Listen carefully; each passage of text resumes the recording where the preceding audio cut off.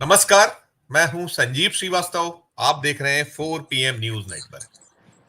सुनील बंसल, विनोद तावड़े, शिवराज सिंह चौहान, मनोहर लाल खट्टर, देवेंद्र फडणवीस या फिर कोई और, अथवा कोई महिला, ये गूंज राजनीतिक गलियारों में तेजी से हो रही है। चाहे नाम हो और चाहे क्या कदम होगा मोदी शाह का, उसे लेकर चर्चा जारी है। लेकिन तमाम जो सवाल उछल रहे हैं, नाम उछल रहे हैं, भारतीय जनता पार्टी के नए राष्ट्रीय अध्यक्ष को लेकर, उसमें कहीं अवरोध भी नजर आ रहा है। ये जो मैंने नाम लिए, ये सारे के सारे भारतीय जनता पार्टी के राष्ट्रीय अध्यक्ष पद के दावेदारों के लिए उछले या उछाले जा रहे हैं नाम। मौजूदा जो अध्यक्ष हैं जेपी नड्डा, वे मोदी सरकार में मंत्री हैं और राष्ट्रीय अध्यक्ष दायित्व भी उनके पास रहा है अभी। कार्यकाल खत्म हुए काफी वक्त हो गया था, एक एक्सटेंशन भी उन्हें मिला। वो एक्सटेंशन का जो समय था वो भी निकल गया है।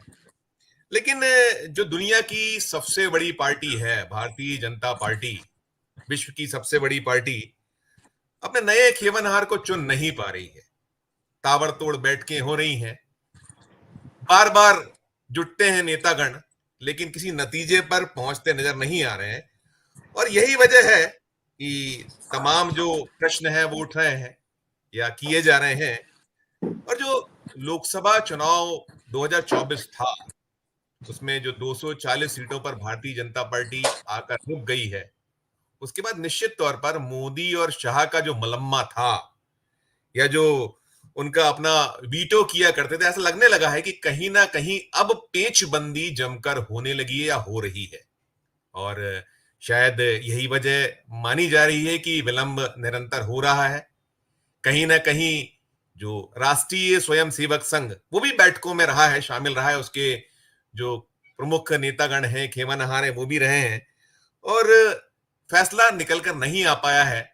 एक चर्चा ये भी है कि जिस तरीके से इंडिया ब्लॉक ने मोदी शाह की लाइन लेंथ बिगाड़ी हुई है, जो हमले दर हमले हो रहे हैं, चल रहे हैं, किए जा रहे हैं, उसके बाद कहीं ना कहीं ये मसला, ये मामला भी राहुल गांधी, अखिलेश यादव, जो चाहे यूपी हो और भी जिस तरीके से अन्य राज्यों में शिकस्त दी गई है 2024 के लोकसभा चुनावों में, और बाकी जो आगे की राजनीति उसके बाद हुई है, उसने भी कहीं ना कहीं जो मोदी शाह है उनको सोचने पे मजबूर किया हुआ है कि ये कैसे आगे, जो ये है 4 राज्यों के चुनाव सामने हैं और तमाम जो मसले हैं उसके तहत क्या किया जाए, कैसे किया जाए, तमाम इस तरीके के प्रश्न और सवाल हो रहे हैं। राजनीतिक गलियारों में चल रहा है जो विलंब हो रहा है।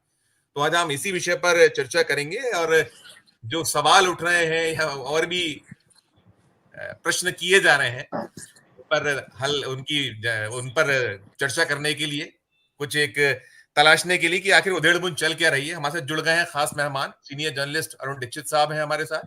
हमारे साथ संजीव चंदन जी हैं। हमारे साथी सहयोगी रशीद जहीर साहब हैं। अशोक यादव जी हैं, पूर्व मंत्री हैं आप, नेता हैं आप, वरिष्ठ नेता हैं। साथ साथ हमारे साथ जुड़ी हुई है मनोरमा जी हैं, राजनीतिक विश्लेषक है। आप सभी का बहुत बहुत स्वागत है। हम अपने दर्शकों को बता दें, निरंतर बताते हैं कि जो पैनल है, आप इस पैनल से विज्ञ हैं, वरिष्ठ हैं, अपने अपने क्षेत्र में काफी लंबा अनुभव है, दीर्घ अनुभव है, खरा खरा बोलते हैं, शानदार बोलते हैं और साफ साफ बोलते हैं। सभी का स्वागत। मैं शुरुआत करूंगा अरुण जी आपसे। जो ये चल रहा है, बैठक दर बैठक हो रही है, लेकिन भाजपा फैसला नहीं कर पा रही है और बार बार ये कहा जा रहा है कि जो इंडिया ब्लॉक के हमले हैं, उसकी रणनीति है, वो कहीं ना कहीं आड़े आ रही है। क्या कहिएगा अरुण जी आप? अनम्यूट कीजिएगा सर। संजीव जी, समस्या ये है कि अब ढूंढा वो आदमी जा रहा है जो दोनों गुजराती नेताओं के सामने खड़ा होके अपने दोनों बाजू, सर और सीना सब लगा दे, क्योंकि इंडिया गठबंधन का जो आज की तारीख में अटैक है उसने पूरी दशा और दिशा बदल दी है। एजेंडा सेट कर रहा है इंडिया गठबंधन आज। ये जो लड़के आए हैं, जिनको थोड़े दिन पहले नरेंद्र मोदी की टीम, जिसने अरबों रुपया खर्च करके उन्हें पप्पू बनाने की कोशिश की, वो टीम अब इस तरह से खड़ी है कि महुआ मोइत्रा बोलती है तो मोदी को भागना पड़ता है, अखिलेश बोलते हैं तो अमित शाह का मुंह बंद हो जाता है। राहुल गांधी तो सबको, अब ये जो नई चीज आई है उससे इनको ये समझ नहीं आ रहा किसको लाए। क्यों? क्योंकि नड्डा जैसा आदमी उस वक्त कोई बोल नहीं पा रहा था, चारों तरफ से थे।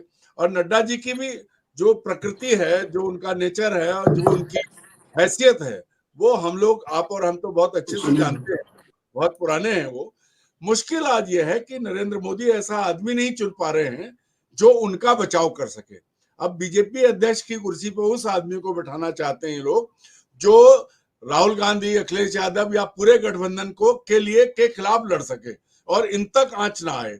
जबकि सामने की पूरी रणनीति यह है कि जो हमला हो वो प्रधानमंत्री पर हो, गृह मंत्री पर हो या अमित शाह और नरेंद्र मोदी पर हो। अब आप देखिए, अगर हम पहले से देखना शुरू करें तो एक जमाना था जब अटल जी, अडवाणी जी की भाजपा थी, तो भाजपा के अध्यक्षों के नाम याद करिए आप। सब एक साथ बैठने वाले, एक लेवल पे बात करने वाले, एक जैसी सोच वाले। तब बीजेपी में बॉसेस नहीं थी। जो आज हुकूमत चल रही है अमित शाह और नरेंद्र मोदी की, ऐसा तब नहीं होता था। मैं उस दौर को भी मैंने देखा है जब जोशी जी अटल जी के सामने जवाब देते थे और अटल जी मानते थे।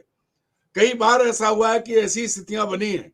अशोक भाई हम जानेंगे, हम लोग दिल्ली में उनके बहुत, कहीं कोई ये नहीं था। सब अब क्या है, अब अन्नदाता हैं, क्योंकि उन्हें ये भ्रम है कि सरकार वो लाए, पार्टी उनके हिसाब से चलेगी। अमित शाह को ये भ्रम है कि पूरे देश में पार्टी के कार्यालय मैं बनवा रहा हूं, पैसा मैं खर्च कर रहा हूं, जैसे पिताजी का पैसा हो। वो सारी चीजों के बीच में उन्हें ऐसा रबर स्टैंप चाहिए। और जो आपने नाम लिए, मुझे नहीं लगता कि अगर ये लोग आ भी जाएंगे तो फिर इंडिया गठबंधन के हमले को झेल पाएंगे। आज सबसे बड़ी समस्या बीजेपी की है कि नरेंद्र मोदी और अमित शाह के बाद राजनाथ सिंह तो बहुत पुराने हैं, लेकिन वो भी अब सामने आके मुकाबला नहीं करना चाहते हैं, इसलिए नए का नाम आ रहा है। अन्यथा राजनाथ की उम्र तो नरेंद्र मोदी से कम है। अध्यक्ष एक बार और बन सकते थे जब 2 बार रह चुके हैं।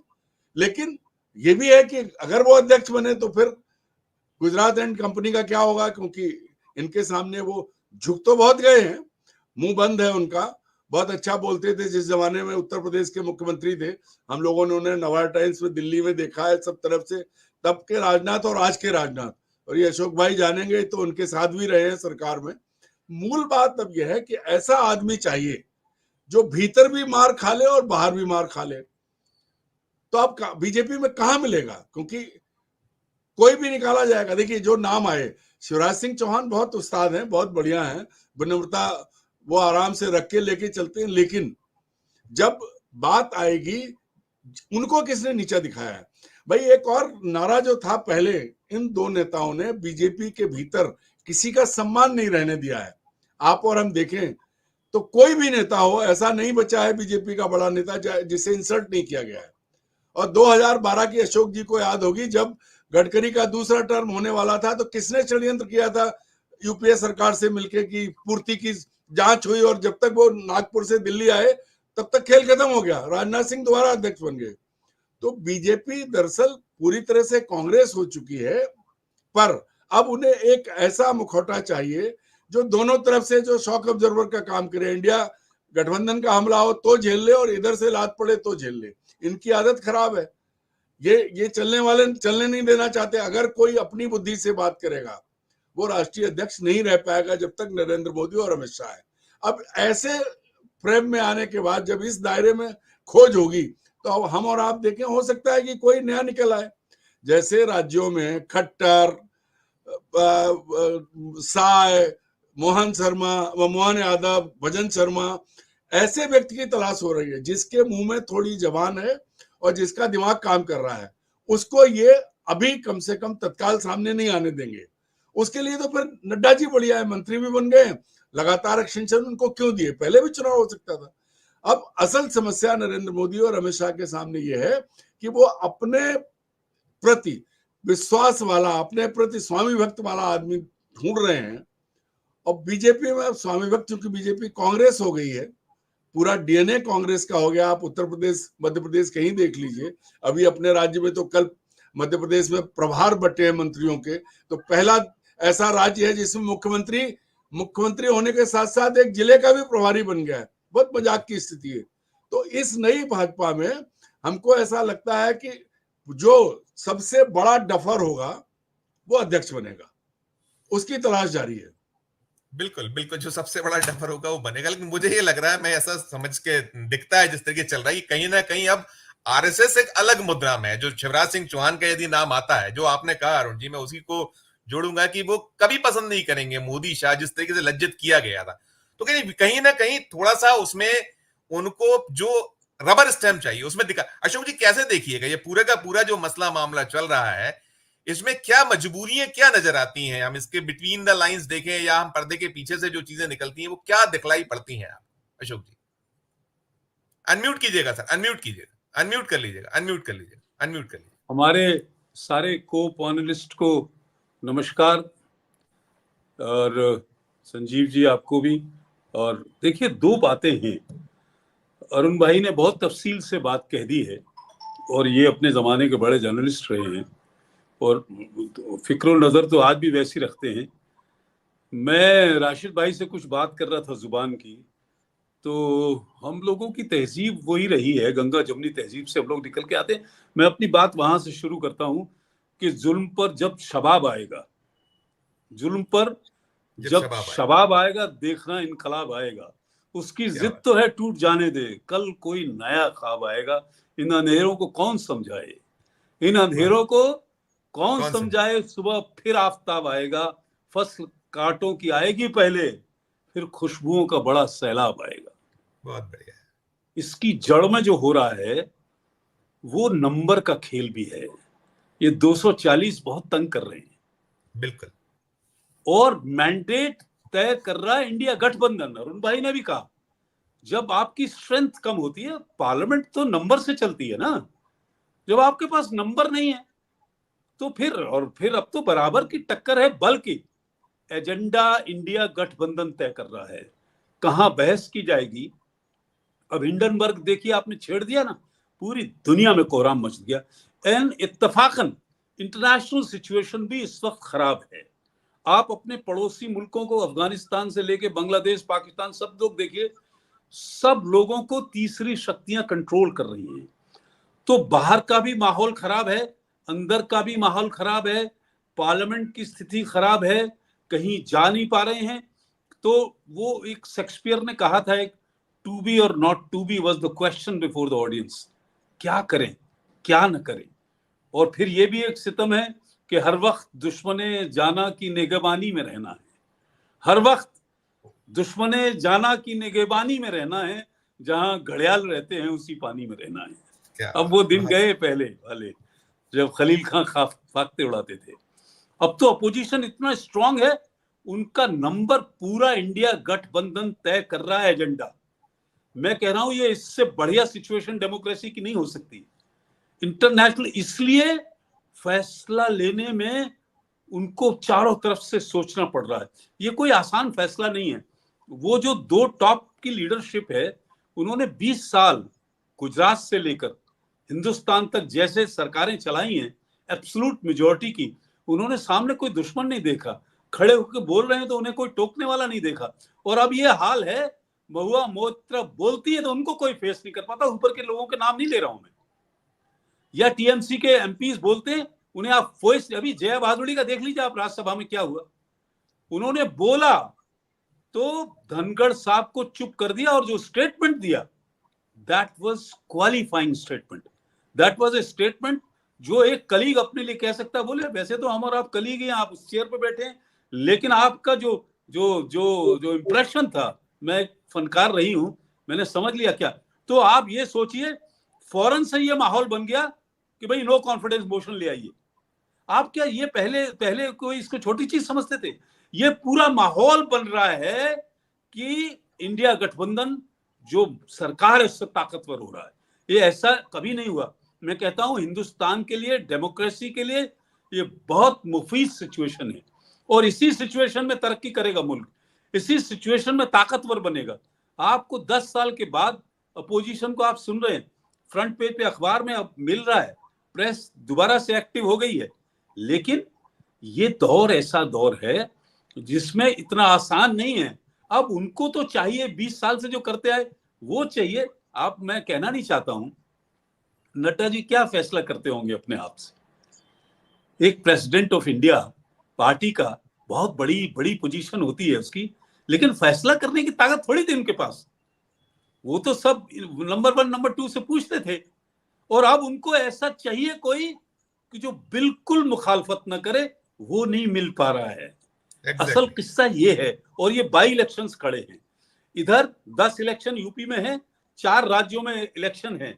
4 राज्यों में एक भी राज्य ये नहीं समझ में आ रहा। अब हरियाणा पे इतनी ताकत ज्यादा लगा दी है, इतनी ताकत लगा दी है, रोज फ्रंट पेज ऐड आ रहे हैं, करोड़ों रुपए के एड्स आ रहे हैं, रोज नई नई स्कीमें आ रही।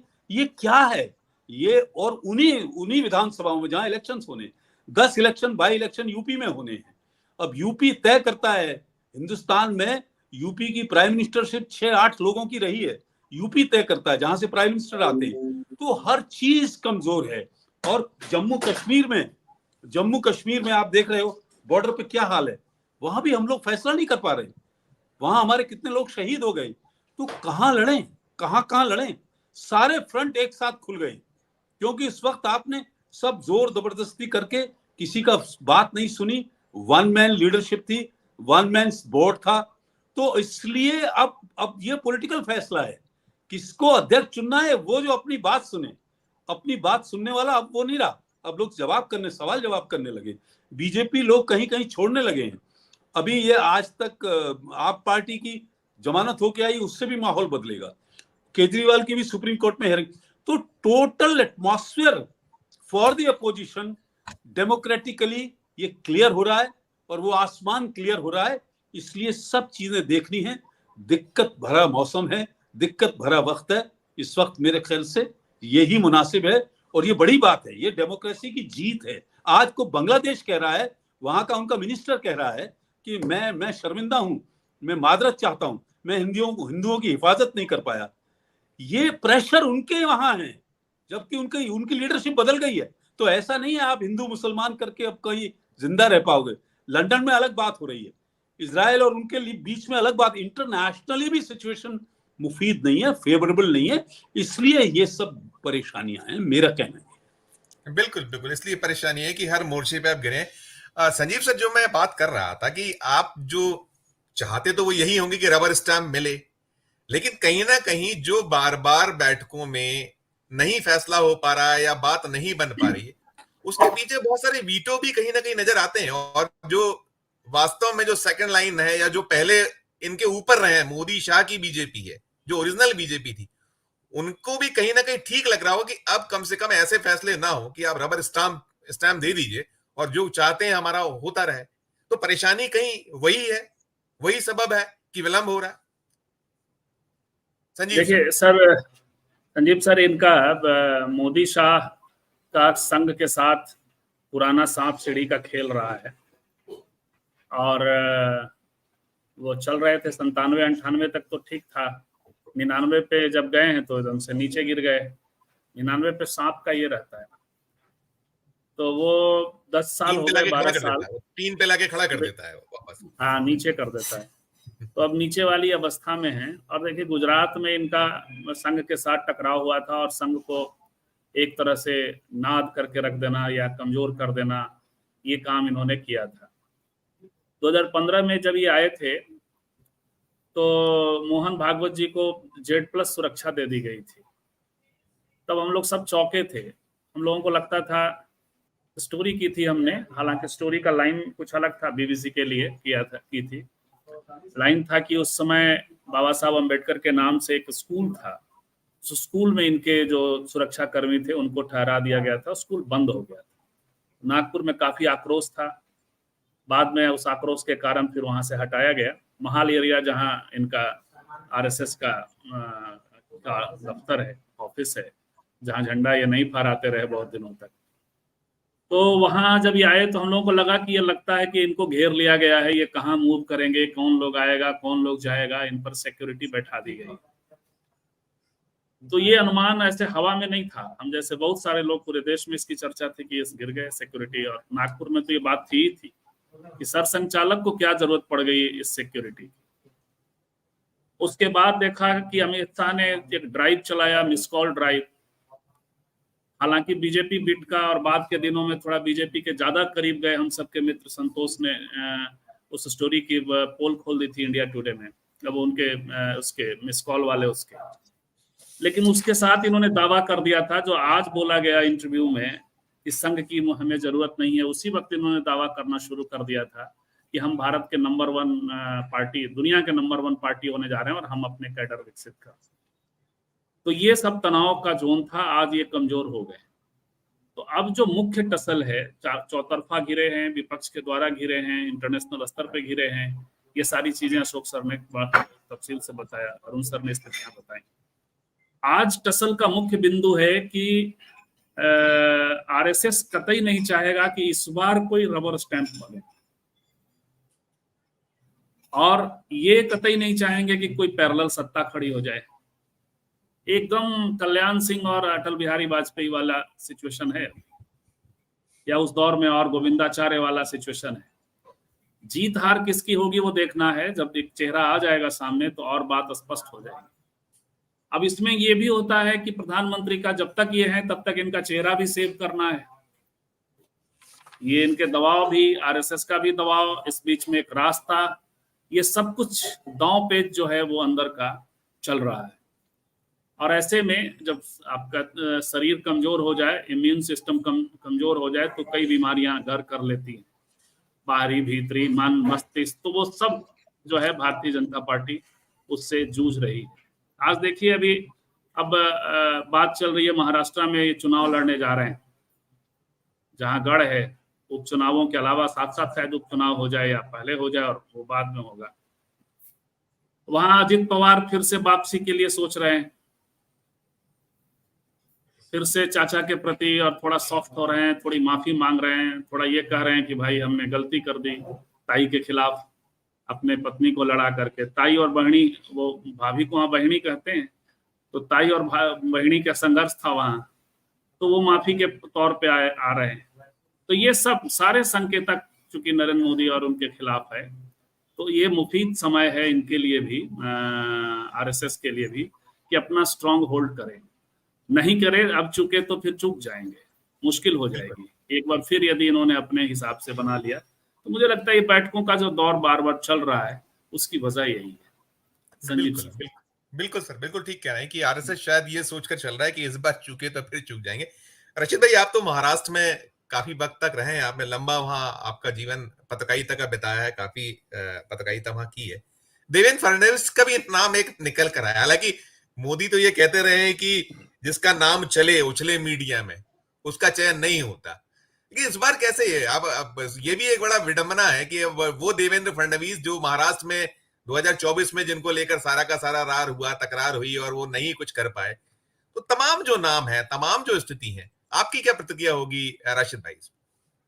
संजीव भाई, पहले तो वाकई देवेंद्र फडणवीस का नाम लोगों की जबान पर था, लेकिन जब से उनका डिमोशन हुआ है तब से थोड़ा सा दिक्कत हो गई है सर। बहरहाल मैं बताना ये चाह रहा था कि राजनाथ सिंह जी के घर पे जो बैठक हुई, 6 घंटे बैठक चली और वहां यही विचार विमर्श चल रहा है। लेकिन मैं आपको एक बात बता दूं, थोड़ा सा मैं अपोजिट जाने की कोशिश करूंगा जो नरेशन चल रहा है। दरअसल नड्डा साहब ने भी कहा कि अब हमें जरूरत नहीं है आरएसएस की। सर, मैं अपने शब्दों में कह रहा हूं, अब हम खड़े हो गए अपने पैरों पे। लेकिन मैं आपको बताऊं, अगस्त के आखिर में जो केरल में मीटिंग होने जा रही है, इसमें भारतीय जनता पार्टी के भी नेता हैं जी। अब हालात दूसरे हैं। 2024 के जो इलेक्शन आए हैं, इस बीच देश के अंदर एक चर्चा चली है। जमीन पर कितना काम हुआ ये तो मैं नहीं बता सकता कि आरएसएस की वजह से कुछ नुकसान हुआ या नहीं हुआ, इसके बारे में तो बाकायदा विचार विमर्श और एक एनालिसिस करने की जरूरत है। लेकिन भारतीय जनता पार्टी को ये पता चला है, राजस्थान की तो बात मेरे पास कंफर्म है कि वहां जिस तरह से लोग घरों पे जाकर के, आरएसएस के लोग जाकर के लोगों को अवेयर करते थे, चिट्ठियां देते थे, वोट्स की पर्ची देते थे, वो इस बार राजस्थान के कुछ शहरों में हमें मालूम है कि नहीं हुआ। तो अगर वहां नहीं हुआ तो शायद और भी जगह कहीं नीरस रहा हो। इस बार आरएसएस का जो हैंड है वो थोड़ा अपर है जी।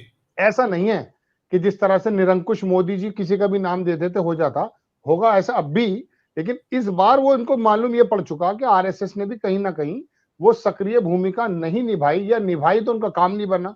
तो इस बार जो है ना आरएसएस का अपर हैंड है, और वो नाम तो देखिए बनेगा तो अध्यक्ष वही जो आरएसएस से संबंधित होगा। लेकिन बिल्कुल। रबर स्टैंप इस बार नहीं चुना जाएगा। इसके अंदर मैं अजीबोगरीब बात कह दूं, हो सकता है लोगों को समझ में ना आए, लेकिन मुझे पर जो थोड़ा सा कौशल किशोर के बारे में जो मोदी जी जो घूम रहे थे लेकर के, और देश का दलित भी उनसे हटा है, उत्तर प्रदेश में भी हटा है, एससी समाज हटा है, तो मुझे लगा कि पिछड़े और एससी समाज को साथ देते हुए कुछ इस प्रकार के नाम से चौंका सकते हैं। और आरएसएस जो है इस बार भी अपनी बामुकाबले पहले के थोड़ा ज्यादा एग्रेसिव, अभी दत्तात्रेय होसबोले भी शामिल थे उसमें, अरुण कुमार भी जी, थे, अमित शाह भी थे, सब लोग हैं, तो उन्होंने सब जगह बात की। अब ये 4 जगह जो इलेक्शन हो रहे हैं उसमें अगर घाटी को छोड़ दिया जाए, जम्मू में भी इनका थोड़ा वर्चस्व है, और झारखंड, महाराष्ट्र में, और यहाँ पर तो है ही, तो इस बार आरएसएस जो है थोड़ा सा अलग से मूड में दिखाई मुझे दे रही है, मुझे ऐसा लगता है। और बीजेपी जो ये कह रही थी अब हमें जरूरत नहीं है, उन्हें ये एहसास हो गया कि जरूरत है, क्योंकि वो पहले ऑर्गेनाइजर भी छाप चुका है कि खाली मोदी के नाम से इलेक्शन नहीं जीता जाता, वो बात साबित हो गई है।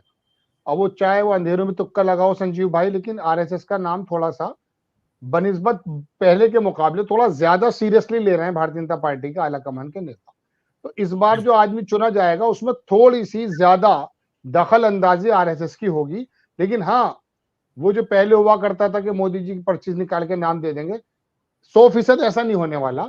इस बार आरएसएस अपनी बात चलाएगी अच्छी तरीके से, क्योंकि उनको पता है कि ये चपत जो पड़ी है 2024 में, मतलब इस इलेक्शन में, इस चपत को इसी वजह से पड़ी है आपके, आप ये सोच रहे थे कि दुनिया में एक ही नाम है, तो आरएसएस फिर दोबारा से आ गया है, और उनके जो है सक्रियता बढ़ भी गई है। केरल जैसी जगह पर वो अपनी मीटिंग कर रहे हैं, बिल्कुल। तो जाहिर सी बात है उनका प्लान है। तो मैं मुद्दे की बात यही कह रहा हूं कि मुझे तो ऐसा लगता है कि इस बार आरएसएस का अपर हैंड है, चुना उनकी मर्जी से जाएगा और ज्यादातर उनकी चलेगी, मुझे ऐसा लगता है। जी बिल्कुल बिल्कुल बिल्कुल, आप ठीक कह रहे हैं कि ये विलंब, या जो मैं बात यही बार बार इसीलिए सवाल कर रहा था कि लगता है कि इस बार वैसी बात नहीं बन पा रही।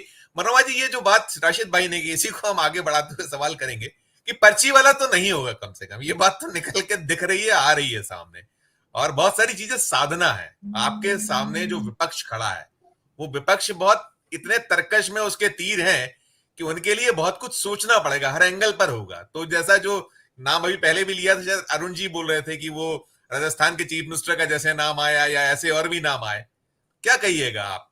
साउथ भी है, साउथ को भी आगे देखना है आपको, आपके पास में अभी बहुत सारी जमावटें खड़ी हुई हैं जिसको करना है।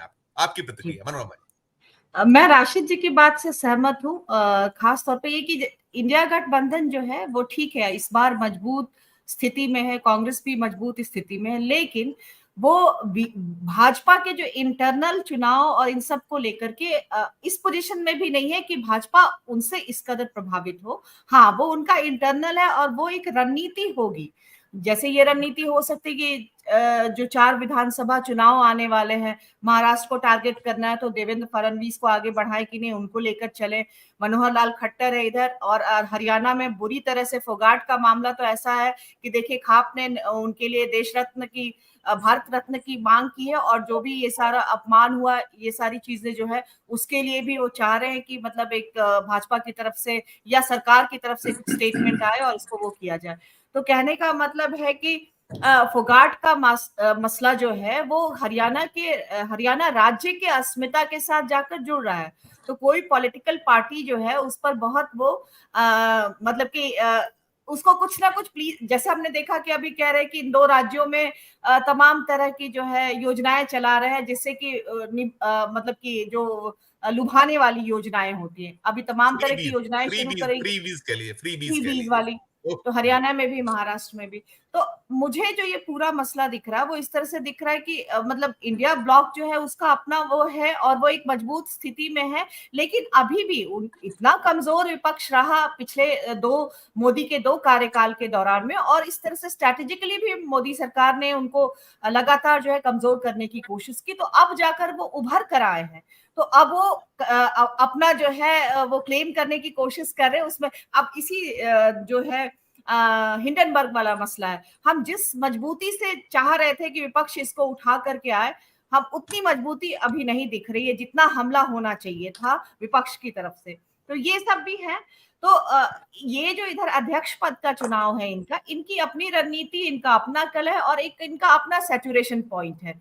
पार्टी जो है वो लगातार अच्छा करते करते अब सैचुरेशन के तहत जो है उसका डाउनफॉल हो रहा है, कम ताकत बची है, कई सारे लोग हैं, उनकी महत्वाकांक्षाएं हैं और उसके साथ में तमाम तरह की जो है ग्राउंड रियलिटीज भी हैं। इनके बीच में अध्यक्ष का चुनाव करना है और तब जबकि आरएसएस ने बहुत क्लियर स्पष्ट रूप से कह दिया है कि वो अध्यक्ष पद के चुनाव में मतलब साइडलाइन नहीं कर सकते, उनकी एक भूमिका है, बिना उनके कंसल्टेशन के अध्यक्ष पद का चुनाव नहीं होगा, ये आरएसएस ने कहा है। दूसरी बात है कि जो भाजपा में महासचिव का पद है वो बीएल संतोष जो है वो होल्ड करते हैं और वो हमेशा से रहा है भाजपा में कि जो आरएसएस का क्लोज होता है, आरएसएस की तरफ से आया हुआ जो व्यक्ति होता है या नेता होता है, प्रचारक होता है और पूरी तरह से आरएसएस के संस्कारों में रचा पगा व्यक्ति होता है, वो महासचिव का पद होल्ड करता है। और बीएल संतोष तो इसमें माहिर है, वो यहाँ कर्नाटका में लगातार टसल्स रहा है येदियुरप्पा और उनको लेकर और बार बार ये आरएसएस और भाजपा के उसके रूप में भी आया है जो है मतलब उनके एजेंडे को लागू करने और इन सब में, यहाँ तक कि अमित शाह को भी कई बार जो है आकर के, अब पिछली बार ही के समय चुनाव के पहले वो आकर के दोनों को एक साथ बात कर रहे थे ताकि मतलब एक टीम के रूप में काम कर सके और डिफरेंसेस खत्म कर सके, ये बातें भी होती। तो और अध्यक्ष पद में एक नाम बीएल संतोष का भी आ रहा है। तो अगर वो ना भी बने अध्यक्ष, महासचिव ही हैं, तो भी ये है कि आरएसएस का अपना एक मजबूत वो है और इसके अलावा जो चीजें हैं वो है कि एक उनका इंटरनल संगठन जो ढांचा है, उस ढांचे में भी बहुत सारी चीजें हैं जो कि अब मुझे नहीं मालूम कि पिछले चुनावों में मोदी शाह, उसके पहले तो ठीक है अटल बिहारी वाजपेयी भी रहे, एल.के. आडवाणी भी रहे, राजनाथ सिंह भी रहे, बंगारू भी रहे, कई सारे लोग मतलब जो है वो अध्यक्ष रहे हैं, लेकिन इस तरह से दो लोगों की जो होती है प्रभुत्व और उनके इससे सब कुछ हो जाए, वो वाली स्थितियां मुझे लगता है कि इस बार भाजपा में नहीं है, जो इससे पहले रही थी। कहने का मतलब अमित शाह भी अध्यक्ष रहे हैं वो भी अध्यक्ष रहे हैं, तो वो वाली स्थितियां इस बार नहीं है। और एक मुझे सुगत ये लगा कि मतलब हर एक उसमें ये महिलाओं की बात कर रहे हैं और कुछ बात आ रही थी कि कोई महिला अध्यक्ष भी, हालांकि इस दौर में मैंने एक भी महिला का नाम नहीं देखा, तो पता नहीं कैसे ये बात की जा रही है कि कोई महिला अध्यक्ष भी हो सकती है, जबकि एक भी महिला नेता का नाम इस दौर में हम नहीं देख रहे हैं। जितने भी नाम देख रहे हैं वो उनके देख रहे हैं, चाहे शिवराज सिंह चौहान के नाम हो, देवेंद्र फडणवीस का नाम हो, मनोहर लाल खट्टर का नाम हो, बीएल संतोष का नाम हो, तो इस तरह के नाम हैं। बाकी जो है वो देखते हैं फिर आगे क्या होता है। भाजपा हाँ नहीं, वो जो कहते हैं वो मोदी कहते रहे कि जरूरी नहीं कि जो नाम चले वही आए, हम तो जो है हाँ। इतर नाम भी आते हैं, उछले वो जरूरी नहीं है, वो कहते रहे। मैं पुनः एक अंतिम सवाल सभी से करूंगा, मैं अरुण जी से लेकर पुनः आप तक लौटूंगा मनोरमा जी।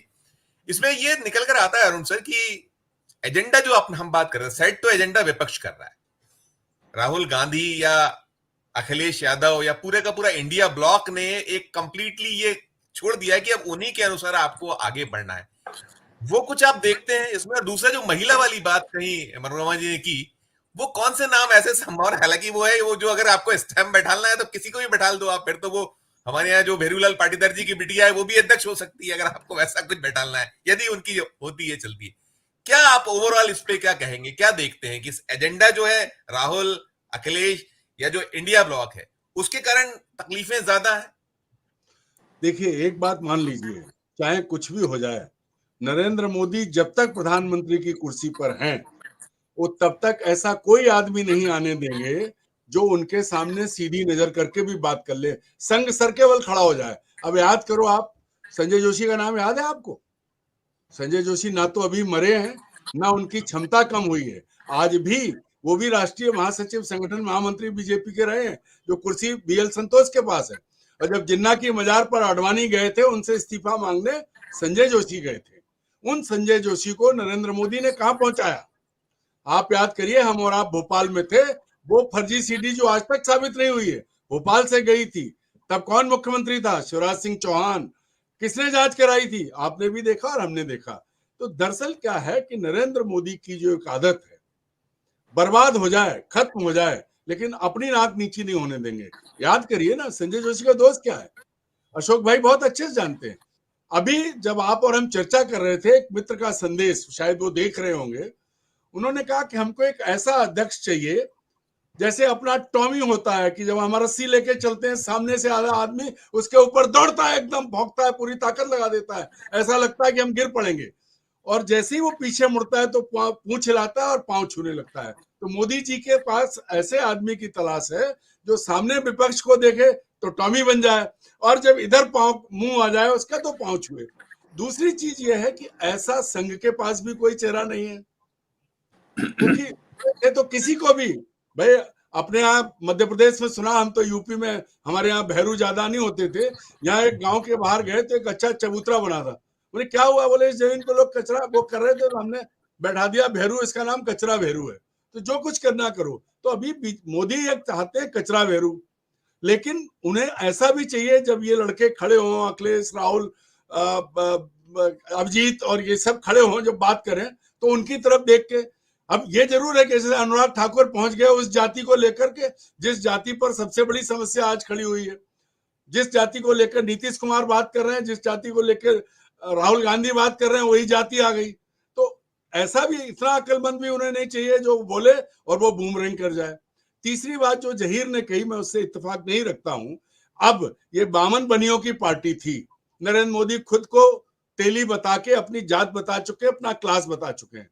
और उत्तर प्रदेश में पिटे क्यों? ये भी उत्तर प्रदेश के हैं, मैं भी हूं और अशोक जी भी बैठे हैं, तो अब ये प्रयोग नहीं हो सकता। और दक्षिण भारत के प्रयोग बहुत हो चुके हैं।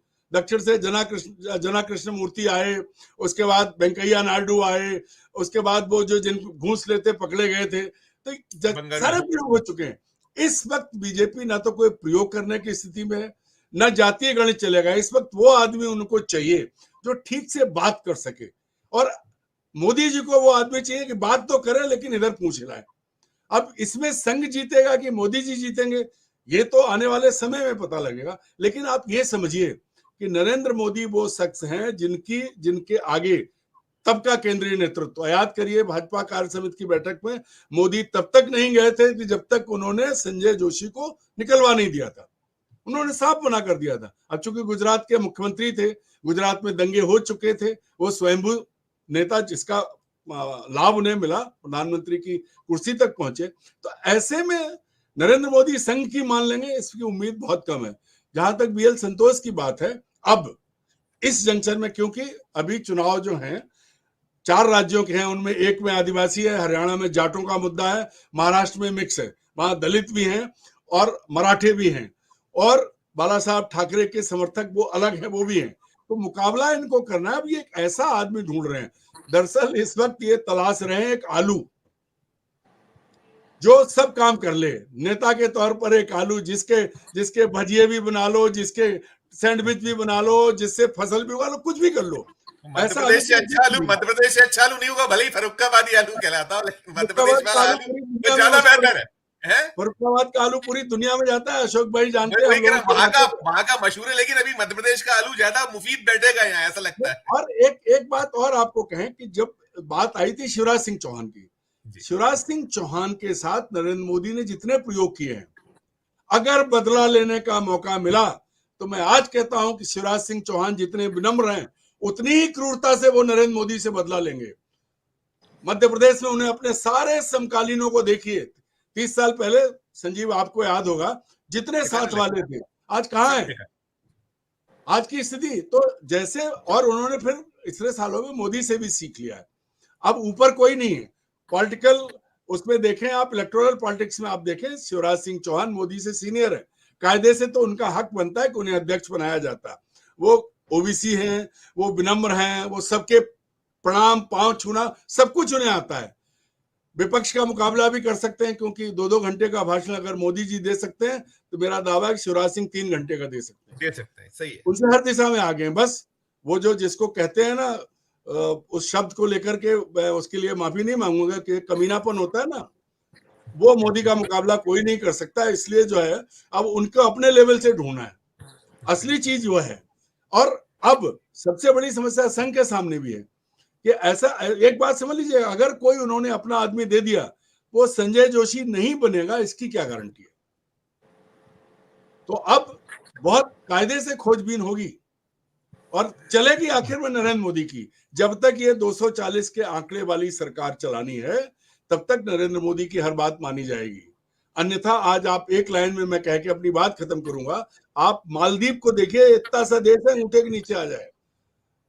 उससे शुरू करिए श्रीलंका, बांग्लादेश, अफगानिस्तान, पाकिस्तान, ये नेपाल और भूटान ने भी चीन से सीधे बातचीत शुरू कर दी है।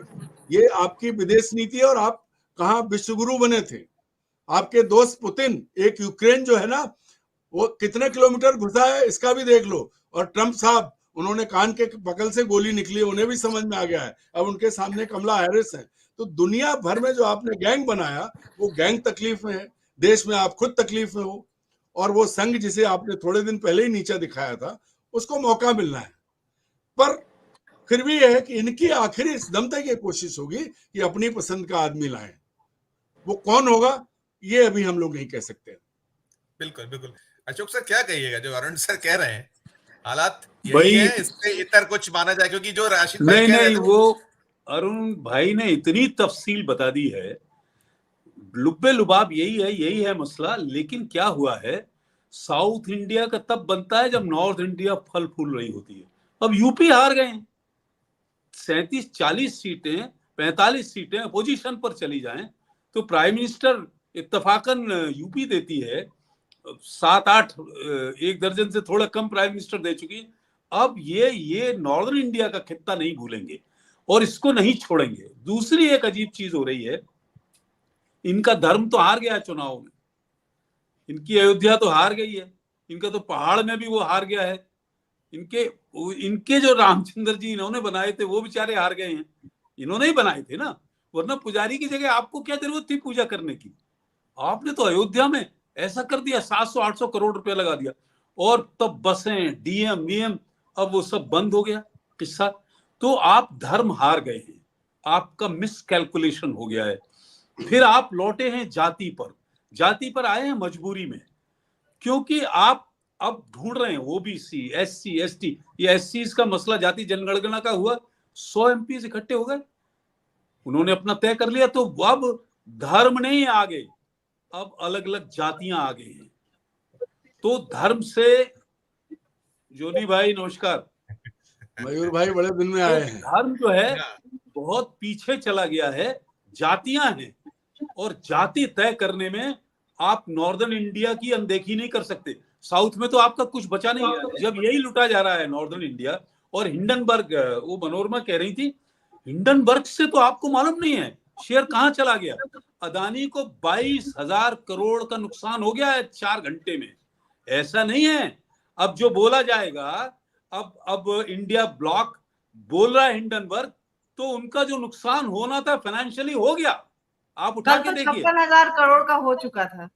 तो नुकसान है बड़ी चीज ना। एक आदमी के बोलने से एक कंपनी 56,000 करोड़ के लॉस में चली गई, तो आप ये कम बात समझ रहे हैं? जो लोग, और जो दूसरी रिपोर्ट आज आई है उसका देखिए आप, कल गुल क्या खिलेगा। ऐसा नहीं है, they are not in pressure, they are in tremendous pressure. अब इस प्रेशर में अध्यक्ष चुनना, अरुण भाई ने बहुत तफसील से बात कह दी, इतना आसान नहीं है। जाति चुने, धर्म चुने, नॉर्दर्न इंडिया का चुने, साउथ का चुने, अब ये आसान मसला नहीं है। और संघ पीछे हट चुका है, इसलिए और मुश्किल। तो आपने खुद मना कर दिया, तो ऐसे हालात में हर चीज का फैसला लेना मुश्किल है।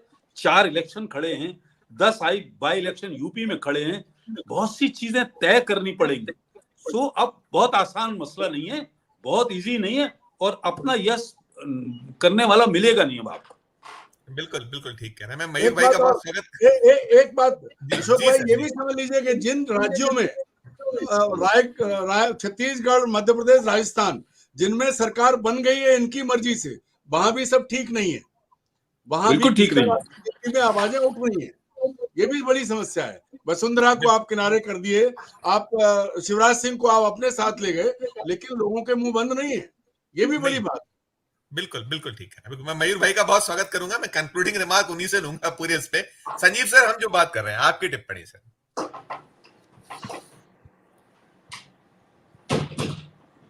सर, आपके यहाँ एक टिप्पणी देखी मैंने कि राजीव प्रताप रूढ़ी का नाम सबसे ऊपर चल रहा है, तो थोड़ा इस मजाक पे भी मजाक मैं इसलिए कह रहा हूँ मजाक इसलिए कह रहा हूं कि राजीव प्रताप रूढ़ी से संबंध सच में इनके अच्छे नहीं रहे। इस बार तो टिकट ही कटने की स्थिति थी। यदि बिहार में टिकट कटने का सिलसिला होता तो राजीव प्रताप रूढ़ी का नाम नंबर 1 पर।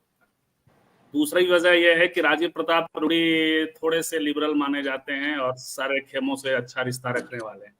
और तीसरी और सबसे खतरनाक बात होगी कि ये राजपूत एका यदि करा देंगे तो योगी जी का, भले ही आप कितना भी आपका करीबी राजपूत बनाया आपने अध्यक्ष, योगी जी का हैंड ऊपर हो, क्योंकि वो खास किस्म का एका वो बन जाएगा और वो बड़ी मुश्किल है।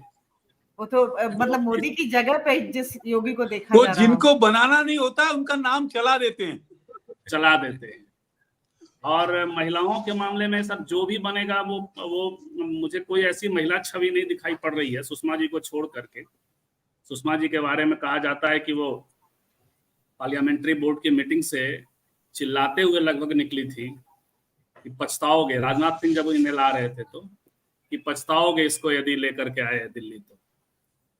और वो निकली थी और उसके बाद उनका हसरत तो वो होती तो कुछ, क्योंकि मामला आरएसएस द्वारा बैलेंस का है। अब तक तो अदरवाइज बन गया होता।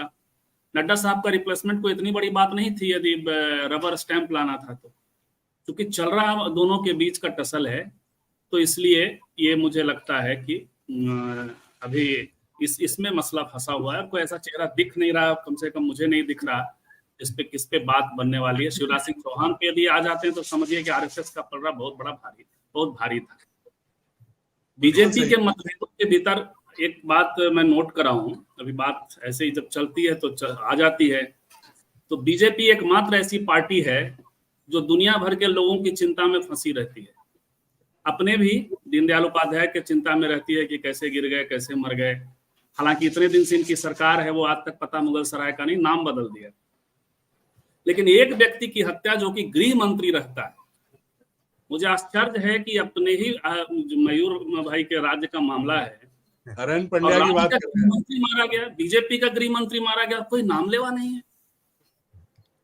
तो ये खौफ शख्स का, वो शख्स अभी अपना नाम अपने अनुरूप कोई अध्यक्ष नहीं बनवा पा रहा है।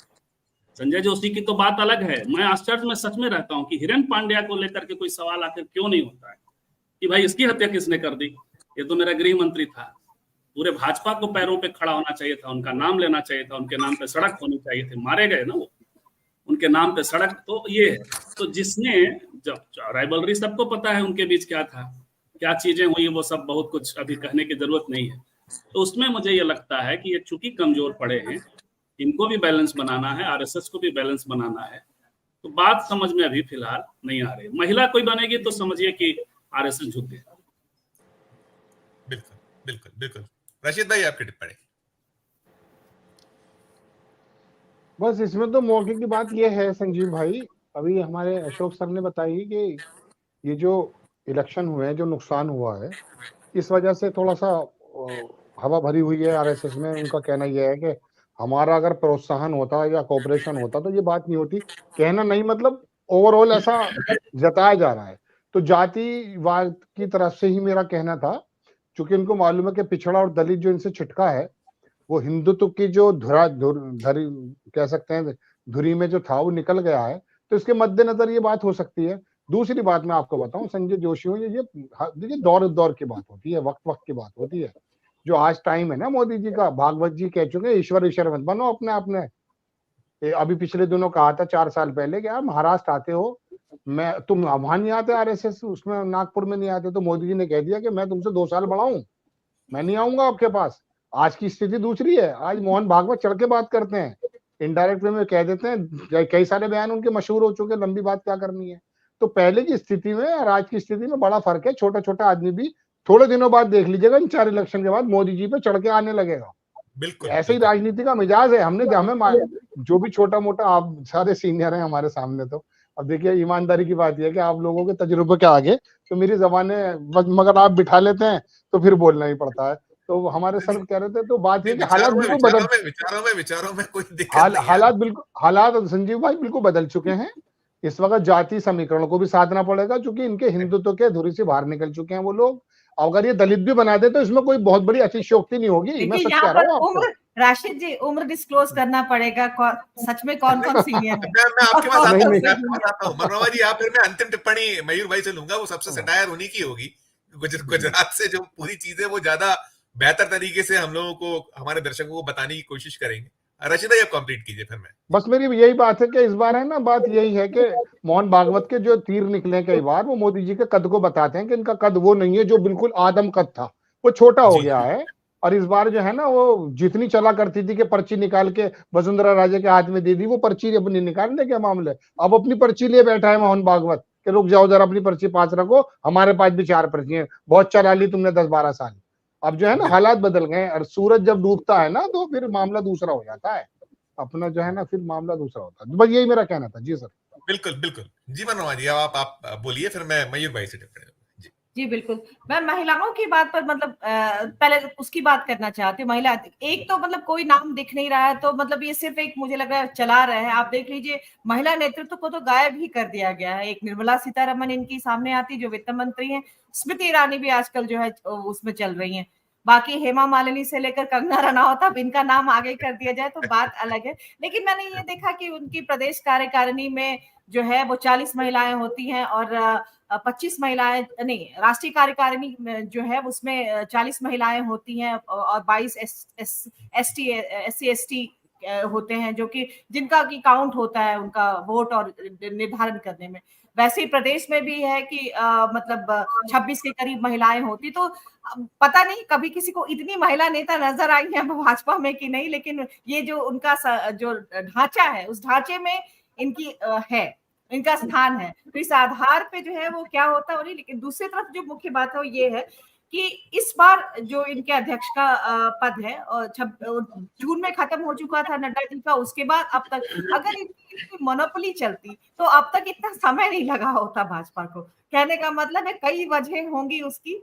उस वजह में ये है कि किसको चुना जाए, कैसे साधा जाए। दक्षिण इसलिए निकल जाता है कि दक्षिण को अभी साधने की जरूरत नहीं है, अभी साधने की जरूरत है इस तरफ में। मेरा तो सवाल आपसे ये था कि उनको वो साधना पड़ेगा आगे जाके, तो ऐसा चेहरा या ऐसा नाम भी हो कि जो आपको, हाँ, तो आगे जाके लॉन्ग टर्म नहीं, जिसको बनाया जाए वो उस क्षेत्र में भी कहीं ना कहीं उसका अपना हाँ, कोशिश तो बनती रहे, चलती रहे, ये सीधी बात।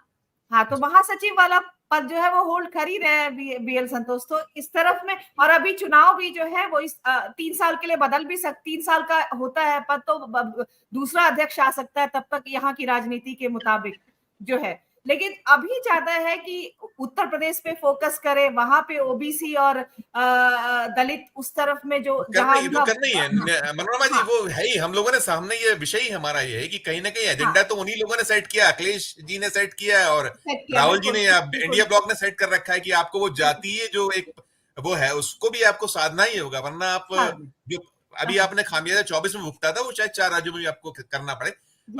मैं जी, और शिवराज सिंह चौहान से उनको इनसिक्योरिटी है, तो मुझे नहीं लगता है कि मोदी अपने पैर पर, और शाह जो अपने पैर पर कुल्हाड़ी मारने की कोशिश करेंगे। हाँ, एक आखिरी बात मैं कहूंगी कि अध्यक्ष पद का चुनाव अगर सहमति से हो जाता है तो भाजपा और आरएसएस दोनों के जो अंदरूनी राजनीति के उसके हिसाब से देखा जाए तो इसमें एक सफलता मानी जाएगी कि ये इसको छिपाने में कामयाब हुए।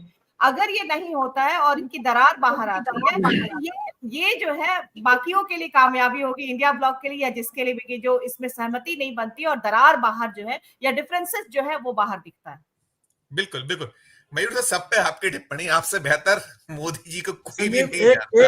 एक मिनट संजीव, एक मिनट मुझे ये जो बात हो रही है, जो बात अभी आई नरेंद्र मोदी को लेकर, एक बात आप समझ लीजिए कि आज भी चेहरा नरेंद्र मोदी का ही था, नरेंद्र मोदी के ही उस पर जीते हैं।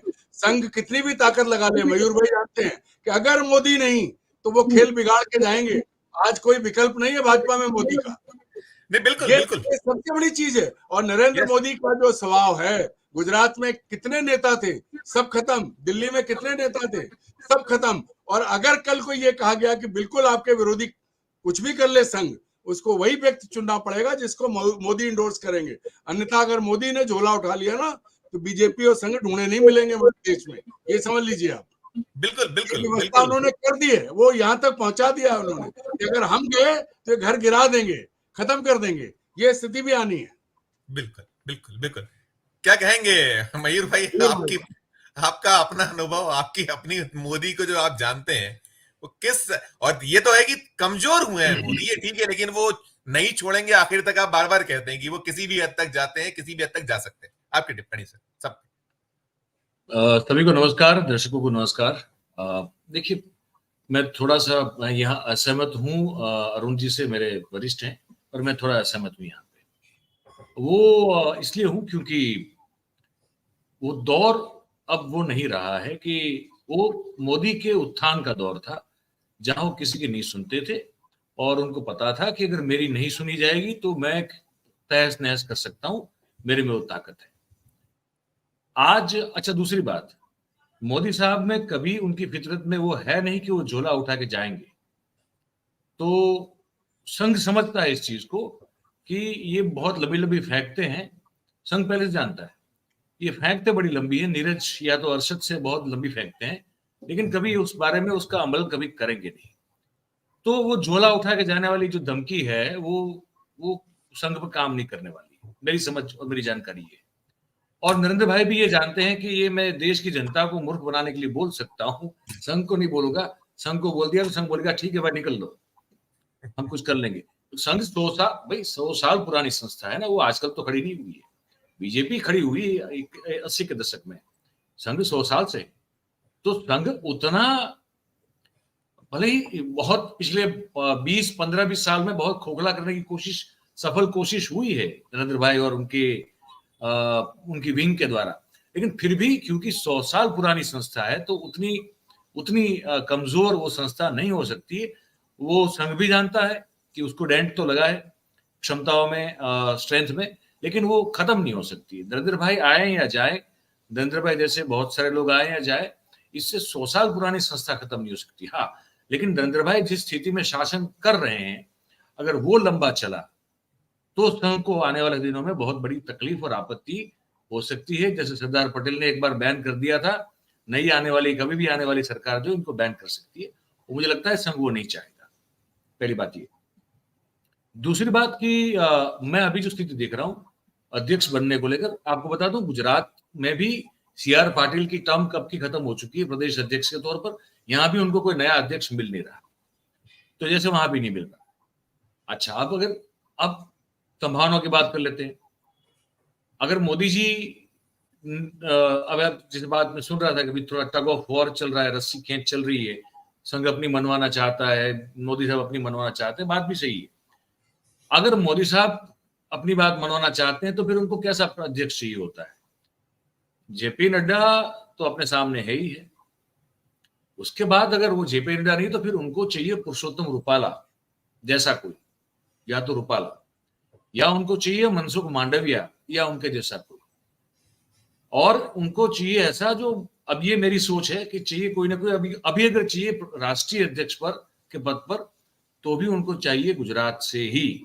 ये मेरी समझ है जी जी। क्योंकि जिस नाजुक हालात में वो अभी सरवाइव कर रहे हैं, उनको कोई भी जो है उत्तर भारत से नहीं चाहिए जो प्रदेश का अध्यक्ष, केंद्र राष्ट्रीय अध्यक्ष, वो विश्वास नहीं करेंगे। अभी वो इतने इनसिक्योर होते जा रहे हैं। यहाँ पे मैं बहुत सारी चीजें गुजरात में होती हुई देख रहा हूँ, तो बहुत इनसिक्योरिटी जो है उनमें, वैसे तो पहले से ही थे, अब और बढ़ती जा रही है। तो मुझे लगता है कि अगर वो बनाना चाहेंगे तो ऐसा ही कोई जो मांडविया टाइप हो, रूपाला टाइप हो, जो सिर्फ और सिर्फ भक्ति और गुणगान में माहिर हो, और वो मतलब कहे बैठा रहे, कहे कि प्रभु आदेश कीजिए क्या करना है, वो उसको करना है बस। और नड्डा ने तो कभी 2-3 बार कोशिश भी की थी वो फूल माला में बीच में अपना चेहरा डालने की। मांडविया और रूपाला की तो हैसियत ही नहीं है, सोच नहीं पाए इस बारे में, आप समझिए। तो अगर उनकी चली तो कोई शायद गुजरात से हो सकता है। मैं अभी महिला या OBC में नहीं पढ़ रहा हूं, मैं इसको इस तरह से देख रहा हूं कि अगर उनका बस चला तो कोई ना कोई गुजरात से हो सकता है। पाटिल को बना दे, पाटिल को भी बना सकते हैं, ये भी संभावना मैं देखता हूं। तो मुझे लगता है, मैं गलत हो सकता हूं, पर अभी की स्थिति को मापते हुए मुझे लगता है कि वो शायद गुजरात से कोई होगा। दूसरी बात, अगर संघ की चलती है तो फिर तो बहुत सारे ऑप्शन है। संघ की अगर चलती है तो मुझे शिवराज सिंह सबसे पहले नजर आते हैं। बिल्कुल, सबसे पहले शिवराज सिंह नजर आते हैं, फिर गडकरी भी हैं, राजनाथ सिंह भले ही अपने आप को बहुत ही अच्छे चाटुकार साबित करने की कोशिश करते रहे, लेकिन मोदी साहब वो जानते हैं कि वो ऐसे उनके हैं नहीं, वो है नहीं उनके जिस तरह से ये सब लोग हैं। पर पहले ये दो नाम नजर आते हैं कि शायद फिर अगर उनकी चले। और मुझे ये लगता है अभी कि यहाँ एक दूसरे पर अपना अधिकार मतलब एंक्रोच करने की कोशिश नहीं की जा रही है, अभी एक बैलेंस बनाने की कोशिश की जा रही है दोनों पक्ष के द्वारा। ना संघ जो है वो ये जताना चाहता है कि नरेंद्र भाई को कि अब तुम्हारा कुछ नहीं चलेगा, हमको वो करे, हम कहो वो करना पड़ेगा, या तो ना नरेंद्र भाई चाहते। मेरे मन में एक नाम आ रहा था, मैं माफी चाहता हूँ, आपको टोक रहा हूँ, बहुत क्षमा, आ गया मेरे किसी दर्शक ने कहा आनंदीबेन पटेल नाम आया, मेरे मन में था कि वो नहीं, वो मैं आपको बता दूं, वो किस्सा खत्म हो गया है जी। उसके तार किरण पटेल वाले मामले से जुड़े हुए हैं, वो कुछ अलग ही किस्सा है। आनंदीबेन की अब जो पॉलिटिकल करियर है वो ये जैसे निवृत्त होती हैं, मेरी समझ ये कहती है कि अब वो खत्म है, उनको अब हरि भजन प्रभु भजन करना है, उनकी दौड़ खत्म हो चुकी है, वहां कुछ होने वाला है नहीं, तो वो अलग मामला है। और संजीव भाई वो हरिन पंड्या वाली बात कर रहे थे, वो अलग सा एपिसोड है, कभी समय निकालेंगे तो कर लेंगे कि उसमें क्या क्या हो सकता है, क्या क्या नहीं हो सकता है। पर मेरी सोच ये कहती है कि इस तरह से कुछ होना चाहिए। बिल्कुल बिल्कुल, मेरे बहुत अच्छी आपने बातें कही कि वो चाहेंगे कि गुजरात से हो, उसके अलावा कहीं ना, और हमारा यस मैन हो, उनकी कोशिश यही होगी। लेकिन ये भी फैक्ट है, अरुण जी कह रहे हैं एक लाइटर नोट पे यदि बात खत्म करना चाहते हो तो मैं एक बात कहूं, प्लीज प्लीज बोलिए। मैं देखता हूं कि जो इनका जो सेंस है सौंदर्य का, आरएसएस वालों का और भाजपा वालों का, तो बहुत बृहद बृहद आकार की चीजें, कुछ भी बड़ा बना देंगे तो बहुत ये होगा। अब जब टसल बढ़ता है, ऐसी स्थिति आती है, तो बांसुरी का लय बनाना पड़ता है, न कि भोंभा बजाना। हम लोग यहाँ भोंभा होता है, मोदी जी भोंभा वाला मास्टर है, जब पूरा ताकत में हो, पूरा ये हो तो जोश से फूंक दें। बांसुरी तो साधना पड़ता है। तो अभी जो देर हो रही है उसकी वजह यही है कि वो लय नहीं साध पा रहे हैं, क्योंकि बाहर भी जो म्यूजिक आया वो बढ़िया है, अंदर वाले भी बढ़िया सुने, मीडिया में भी जो मनोरमा कर रहे हैं, सब कुछ बढ़िया बढ़िया है, बांसुरी बजाना पड़ेगा, जिसके मास्टर नहीं है मोदी जी। वैसे आप लोग उमा भारती को क्यों भूल रहे हैं? महिलाओं में ही है वो जीवित है और मोदी की बड़ी भक्ति कर रही है संघ के साथ। सर इतना बड़ा मजाक, इससे बेहतर कुछ नहीं हो सकता, बहुत बड़ा मजाक है, इससे बड़ा कुछ नहीं हो सकता। मैं बहुत बहुत धन्यवाद करूंगा, मेरा समय समाप्त हो गया, मैं क्षमा चाहते हुए। मैं अरुण जी, आपका, अशोक सर, संजीव सर, मनोरमा जी और भाई मयूर जी, उसके पहले राशिद भाई जुड़े थे, सभी का बहुत बहुत धन्यवाद, बहुत बहुत आभार, एक अच्छी और एक सार्थक चर्चा के लिए निकल कर जो आया जी, बहुत धन्यवाद। तो ये थी हमारी आज की चर्चा, जिसमें यही है कि नहीं चाहेंगे मोदी की कोई ऐसा व्यक्ति बैठे जो उनके लिए तकलीफ दे हो, और कहीं ना कहीं इसीलिए शायद विलंब हो रहा है कि संघ अपने स्तर पर कुछ ना कुछ एड़बड़े अटका रहा है, और साथ साथ मोदी चाह रहे हैं कि वो एक रबर स्टैंप लेके चले आए, लेकिन बात शायद बन नहीं पा रही है, विलंब इसलिए हो रहा है। इस चर्चा में इतना ही, हम फिर किसी नए विषय, किसी नई चर्चा के साथ आपके समक्ष उपस्थित होंगे। हमारा अनुरोध कि हमारे चैनल को लाइक कीजिए, सब्सक्राइब कीजिए, और भी ज्वाइन का बटन नहीं दबाया तो ज्वाइन का बटन जरूर दबाइए। इस वीडियो के डिस्क्रिप्शन बॉक्स में जाकर बताइए कि ये चर्चा आपको कैसी लगी। प्यार और स्नेह बनाए रखिए और देखते रहिए 4 PM न्यूज नेटवर्क। धन्यवाद, नमस्कार।